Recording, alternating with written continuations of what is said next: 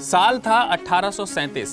तत्कालीन इलाहाबाद की धूप में चमकता एक प्राचीन किला और उसके आंगन में खड़ा था एक विशाल पत्थर का स्तंभ, सदियों से खामोश खड़ा, धूल और समय की परतों में छिपा हुआ। लोग उसे अशोक स्तंभ कहकर जानते थे, लेकिन इस पर खुदी रहस्यमय लिपियां किसी पहेली की तरह अनसुलझी थीं। इसी किले में आया एक अंग्रेज विद्वान जेम्स प्रिंसेप, जिसकी आंख में इतिहास को पढ़ने की लालसा थी। वो स्तंभ के पास पहुंचा, उन टेढ़ी मेढ़ी रेखाओं, ब्राह्मी लिपि को देखने लगा। शुरू में सब कुछ अनसुलझा जैसा था, लेकिन धीरे धीरे उसके ज्ञान और धैर्य ने उन निशानों को अर्थ देना शुरू किया। दिन रात की मेहनत के बाद जब ये अक्षर जेम्स को समझ में आने लगे तो जेम्स के रेंगटे खड़े हो गए। स्तंभ पर लिखी थी कहानी एक महाराजाधिराज की, जिसकी तलवार ने धरती के राजाओं को परास्त किया।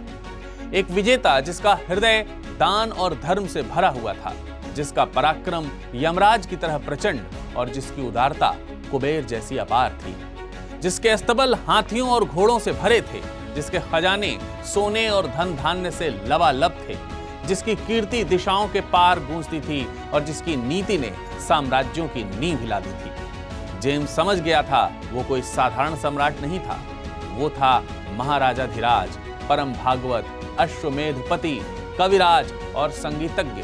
वह केवल राजा नहीं था, वो राजाओं का सम्राट था। वो था महामहिम चक्रवर्ती समुद्रगुप्त। दोस्तों, आगे बढ़ने से पहले मैं आपको बता देना चाहता हूं कि समुद्रगुप्त की ये कहानी यूपीएससी प्रीलिम्स के सामान्य अध्ययन पेपर 1 और मेंस जीएस पेपर 1 और भारतीय इतिहास और संस्कृति के लिए बेहद इंपॉर्टेंट है। तो चलिए अब करते हैं कहानी की शुरुआत।